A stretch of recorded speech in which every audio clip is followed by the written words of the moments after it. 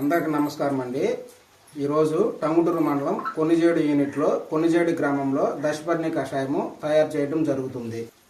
ముందుగా 2 కేజీలు తులసాకు, 3 కేజీలు వేపాకు, 2 కేజీలు జిల్లేడాకు, 2 కేజీలు కలబంద, 2 కేజీలు ఆముదమాకు, 2 కేజీలు జామాకు, 2 కేజీల సీతాఫలం ఆకు, 2 కేజీలు ఉమ్మెత్తాకు, 2 కేజీలు ఆవులాకు, 2 కేజీలు అత్తాకోడలాకు, 20 లీటర్ల ఆవు మూత్రం, 2 కేజీలు పొగాకు, 2 కేజీల దేశీ ఆవు పేడ, 2 కేజీలు పచ్చిమిర్చి పేస్ట్, 1/2 కేజీ అల్లం పేస్ట్, కేజీ వెల్లుల్లి, 1/2 కేజీ పసుపు, 100 గ్రాములు ఇంగువ.